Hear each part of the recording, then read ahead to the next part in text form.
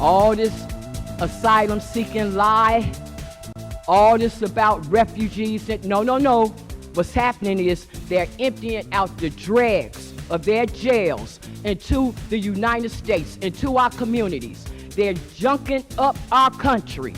And yeah, we feel some kind of way about it because it's our country.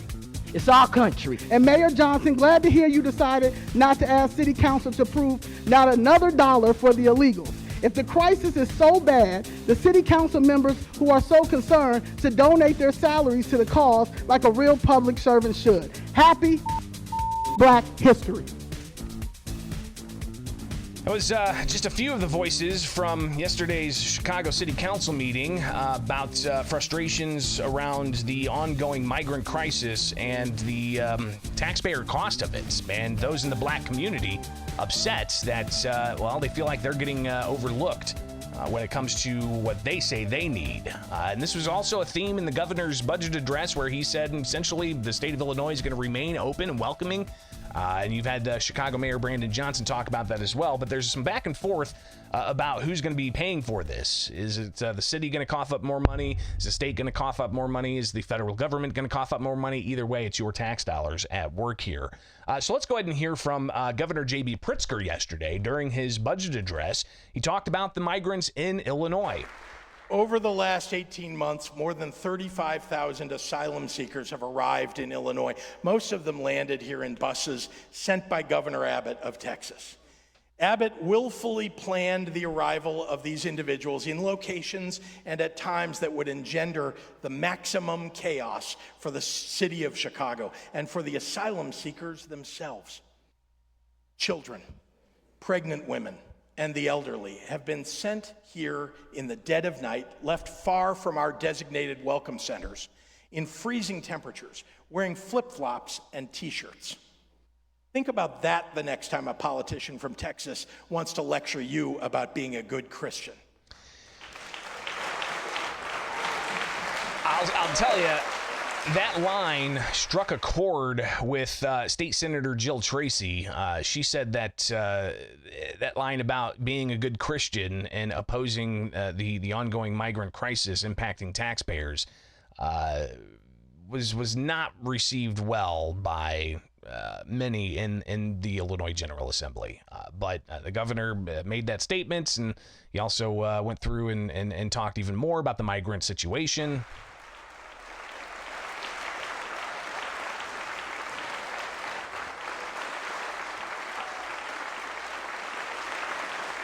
And obviously, that line about, check your Christianity, getting applause from Democrats in the chamber. Republicans mostly sat there with their arms crossed. Our immigration system has been broken for a long time. No doubt the current migrant crisis is a problem of the federal government's making, and I mean both political parties. I am sure that when I leave the podium today, there will be some who will walk outside this chamber looking for a microphone so they can start yelling about sanctuary cities and immigrants taking our tax dollars. I hope that the press covering those statements will ask these politicians one important question. Did you or did you not support the federal immigration bill that the White House agreed to with Senate Republicans? There was a chance 2 weeks ago for a breakthrough on immigration policy, and the president and congressional Democrats did what most voters say they want from leaders.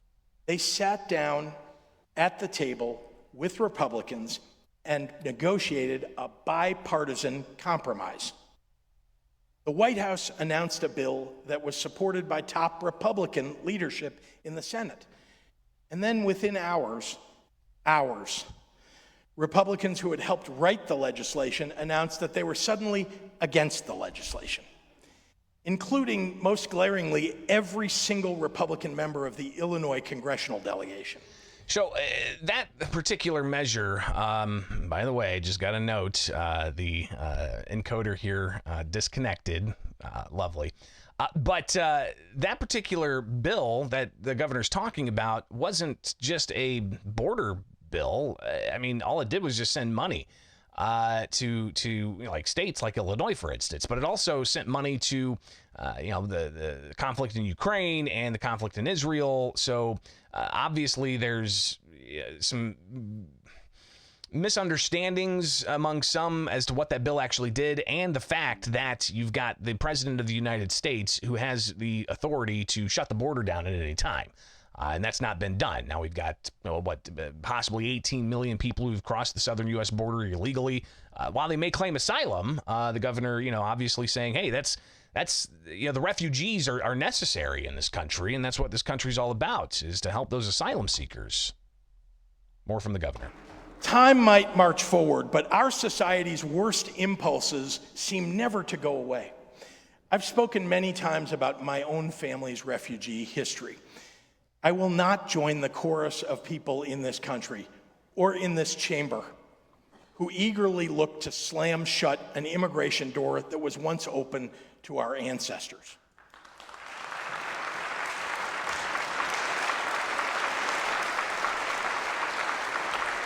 The governor went on to slam Donald Trump a whole bunch. He talked about how Joe Biden's done a lot of good for the country that brought on some laughter from Republicans and so on. Again, the governor in his State of the State and Budget address talking about the migrant issue. He's going to be giving $182 million more to help shelter migrants from your tax funds in the next fiscal year. That's his proposal. But he's also looking to possibly enhance and expand the $550 million to something like $600+ million for non-citizen adult health care that's subsidized by Illinois taxpayers. So that's all part of the governor's proposed spending of state tax dollars. But yesterday, you had Chicago Mayor Brandon Johnson asked about the city's taxpayer share of the migrant crisis. Here's Chicago Mayor Brandon Johnson.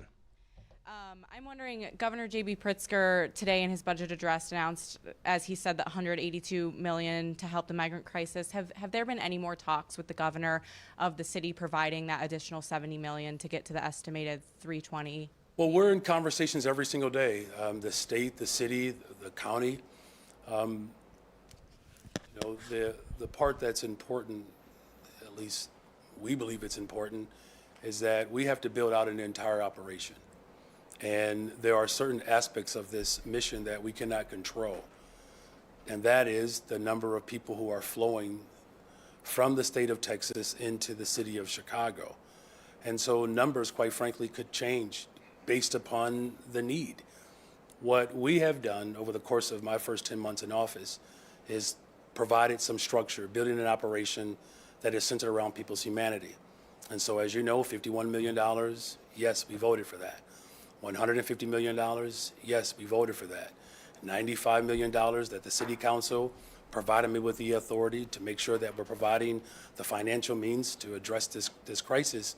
We've done that, and there are other operational aspects of this mission that we have to keep in the forefront before we make an absolute determination of what we will ultimately have to be responsible for financially. So again, the state and the city, they have the state and the county, I should say, they've estimated it's going to cost, like $300 some odd million in the next fiscal year, and the state's offering up 180 some odd million. The county's going to offer up like 70 some odd million for a total of 250 million. So to make up the next $70 million, they're looking to the city of Chicago, which they have not yet committed to that. And the mayor saying that they'll continue to evaluate that. But the mayor also reacting to some shelters being closed for migrants. So the city has closed 4 migrant shelters. Can you explain why that amounts to about 400 beds, give or take? Is the city planning to close any more shelters? And is it a possibility that the ones that have been closed could be reopened if needed? So those particular shelters were our most expensive shelters to run. And my responsibility is to optimize the space that we have. Those particular shelters that you're referring to will save the city conservatively about $19 million. We have to right-size this mission around the budget that I have. Now, of course, we're grateful that the state and the county is working towards providing more investments, even though we have to have a more substantive conversation about where those dollars will actually go. But as far as whether or not those particular sites will be back online, no, we're not moving backwards. We're moving forward. So again, he says there's $17 million. Is that what he said in savings? Is that going to then go right into the funding for taxpayer subsidizing migrant care? There's another headline here that I saw from Chicago media. I believe it was the Chicago Sun-Times reporting that the state is picking up the cost.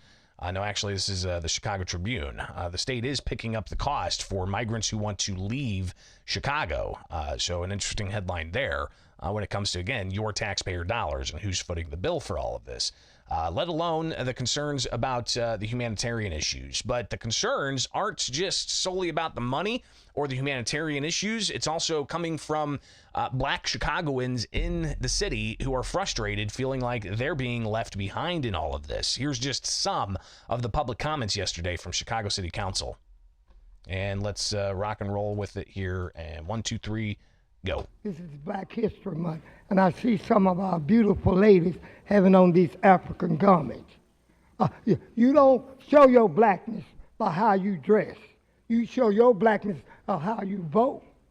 And some of you voted for sanctuary. If anybody needs sanctuary, black people need it. So others taking to the public comments portion at the beginning of yesterday's 4+ hour long Chicago City Council meeting, raising alarm and saying that Chicago leaders aren't doing enough for the black community. All this asylum seeking lie, all this about refugees, no. What's happening is they're emptying out the dregs of their jails into the United States, into our communities. They're junking up our country. And yeah, we feel some kind of way about it because it's our country. It's our country. And she goes on to talk about how there's clearly a disconnect between the black leaders elected to the Chicago City Council and the black community that feels that they're being left behind while migrants are getting housing, food, lawyer services, and more. Yeah, Black History Month, the American descendants of slavery. And I want you to know, Brandon Johnson, I understand what Breakmore's saying about we still on the plantation, but what you're looking at right now, this is what a free Negro look like. And I'm telling you, we're going to get our city back. We're going to stand for our people. We're going to get them out of our communities because they don't deserve to be there. Anytime they can't give us 3 lousy minutes of their attention while we sit here and watch y'all get them all kind of money, you watch us. We black out here, and we're going to handle our business. You watch that. I'm a free black woman. This is how we get down. So more people getting up to address the city council. One in particular looked like they were wearing a Make America Great Again hat. Our black kids are running rampant out here. Record carjackings, record auto theft, and robberies. Downtown has 3 to 4 illegal families on every block begging for work and selling Kit Kat bars after $1 billion was spent on them. Where is that money? Where is the money for the South Side and the West Side communities? That should be the argument. We also will be voting no to bring Chicago home on March 19th. And Mayor Johnson, glad to hear you decided not to ask City Council to approve not another dollar for the illegals. If the crisis is so bad, the City Council members who are so concerned should donate their salaries to the cause like a real public servant should. Happy fucking Black History. Well then. We just want to remind that speakers are reminded that people of all ages are listening to the public comments, and we ask that you please refrain and respect the others and refrain from personal attacks or using profanity. Thank you very much. Always interesting to hear the passion of some of the speakers anytime they get in front of their local government. So clearly a lot of still unresolved issues in the migrant crisis, the taxpayer funding of it from the state, from the city, from the county, and just how people on the ground feel about how they perceive them being treated. So we'll continue to track that. I got to get out of here, though, guys. All right. Be sure to like, subscribe, hit that notification bell, and follow along with us here with Bishop on Air.